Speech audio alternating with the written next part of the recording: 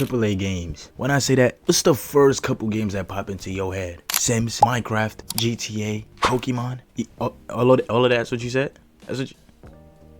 Come, just play along, bro. That's what you said. These games carried gaming for over a decade now, ranging back from GTA 1 when it was 2D, and Minecraft in its alpha stages where you can't even eat bread, to Sims when it was just coming up, and Pokemon, which was on the DS. So what we have today, where every single one of these games are 3D, fully established, making billions of dollars. That begs the question, what happens when a company and a franchise becomes so massive that they get lazy? What do we, the consumers, do? Do we just fold our hands, be like, oh well, it is what it is? Or do we go out there and try to do something about it? I ain't gonna lie, I'm folding my hands. But y'all could go try to do something else about it though. For a couple decades now, the big three in gaming felt unstoppable. On some Michael Jordan, Scottie Pippen, and Dennis Rodman movement. If you want a creature collection and just a calm, handheld game, you got Pokemon. If you want to live your life off somebody else, you got Sims. You want a sandbox game just to do whatever, you got Minecraft, which owned 80% of gamers' childhood. Like, I feel like if you picked up a game for at least an hour, you've heard of Minecraft or played it.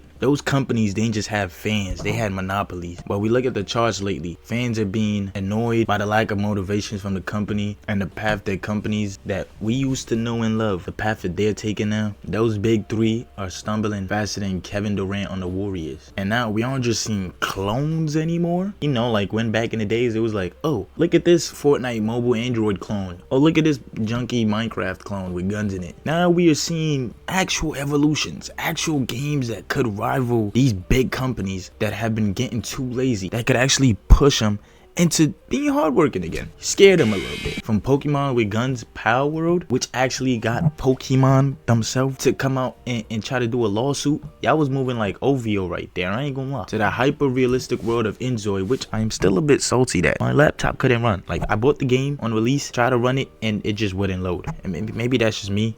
But anyway, inZOI actually also got Sims kind of being salty. Like, I saw a couple tweets of Sims trying to throw shade at them. If you could have huge gaming companies like that being petty over a clone, you know you're doing something right. And in the recently massive release, Hytale, I just played, and I gotta say, and I know it might sound crazy to say, but this low-key might top Minecraft. Couple things. First of all, if you don't know what Hytale is a server on Minecraft, I think the biggest or one of the biggest, called Hypixel. Those people who created that server decided to make their own video game to like rival Minecraft, I guess, and it's pretty much Minecraft 2.0. Like, the animation is nice, the modding is easy. Like with Minecraft, it's also easy to mod, but this one, like, you download, boom bam, the mods is there. And it's still an alpha release, and I feel like the alpha release alone, it's almost nearly as big and just filled with a bunch of variety stuff as Minecraft. Now obviously I don't think it's there yet. I don't think it's gonna be there in a couple months, couple years maybe. But for alpha stage, I mean, you compare the two, it's a huge difference. The giants aren't as safe as they thought they was. And y'all might have noticed I left out GTA from this. It's because, yeah, there's always been a bunch of GTA clones. We could say cyberpunk, but it's not really trying to clone GTA. And I haven't seen anyone but like a relatively indie company that makes one that is just as good.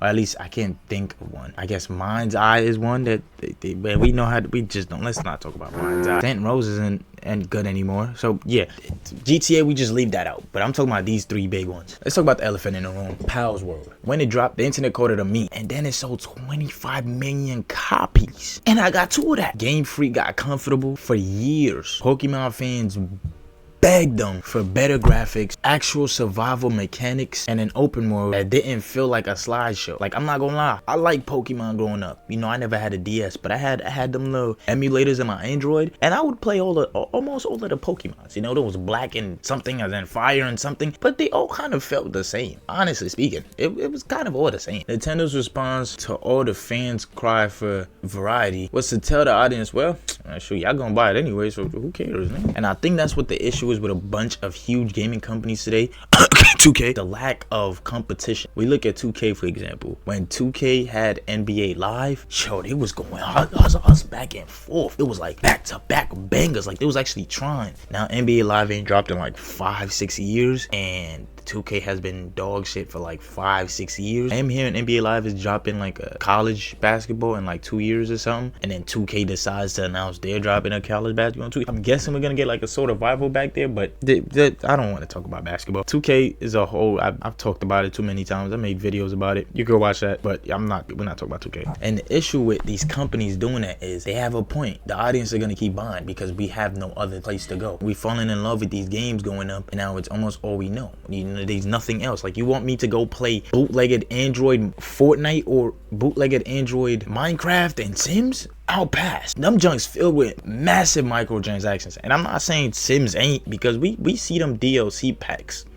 At least with this, it's like, okay, I have the choice to buy. I don't gotta pay freaking $10 to get my energy back up every 5 seconds. All this happened until smaller, hungrier studios proved that they could deliver these features that fans have always wanted. This also brings up one of my points is, if they wanted, they would. Like, seeing these indie companies doing these stuff that big AAA companies act like they can't do, seeing them do it in, first of all, a shorter time period, with less budget and less of a team, it just proved to us like, damn, these big companies really just don't care. They cashing their bread and they chilling. That's why I still have respect for certain companies like Rockstar and Insomnia. There's a couple others, but I'm not really good with gaming company names. I know the ones that make, it's like Tosima, it's like a Asian company or something like that. There's still a couple good, huge AAA companies out there. The most of them are like really bad. And I'm hoping I'm hoping Rockstar ain't gonna be as bad, because I'm seeing GTA Online and Red Dead Redemption Online, and it kind of scares me. But at least we know their games are still good. So hopefully they drop GTA 6 in 2026.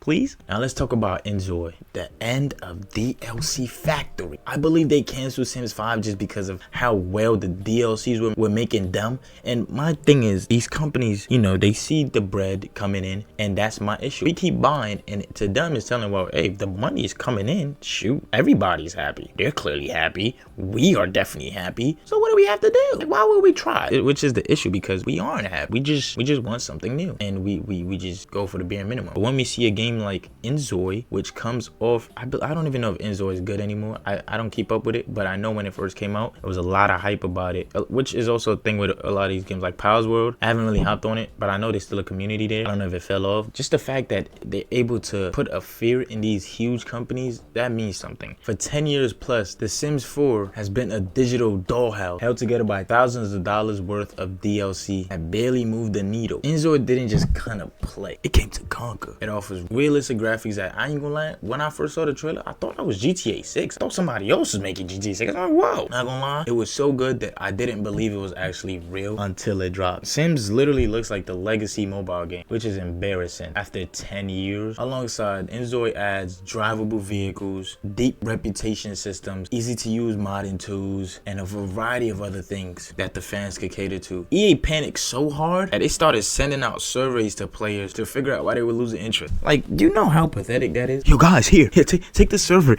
why are we losing money? They even pivoted the entire strategy for the next generation of the franchise. And when a giant stops building the future because they're scared of the newcomers, the power dynamic has officially shifted. And we're not saying it's where it should be, but at least we know we're going into the right direction. Then we have the Minecraft killer. For a very long time now, Mojang and Microsoft has just been bullshit. They add updates here and there to keep people still hyped, but these updates is like, yo, modders did that junk 10 years ago, gang. Y'all just adding that? I'm a huge Minecraft fan. There is a bunch of cool things they've added, like the cave mods, just a bunch of cool things Minecraft has added. But huge company like that to still be adding minuscule mods here and there, like, brother, if you don't drop the whole bundle, and obviously Minecraft is great for what it is, I don't want it to ever change massively, but when you play Hytale, you'd be like, oh damn, yeah, Minecraft is added. Hytale is different because it was born from Minecraft's community, developed by people who literally ran the biggest server in Minecraft. We're finally seeing what happens when you give players Minecraft 2.0 that Mojang was too hesitant to make better combat and a world that feels alive rather than just an empty block. Now, of course, I don't hate Minecraft, but to be honest, it gets to a point where it's like vanilla Minecraft is just not as fun anymore. You beat the game so many times, you play the same map so many times, you build the same world so many times, and buildings is like, nah, let me try to, especially on console, it's like, you gotta fork up money to get some actual good mods and stuff. PC, yeah, you got modding and whatnot that might crash, and you might have to remod every single time the game gets a new update. Yeah, it's just whatever. Mojang is finally being forced to accelerate their update schedule and change their development cycle. Now, obviously, again, it's not where it should be, and sure, it's still gonna take some time, but at least we're seeing some movements, right?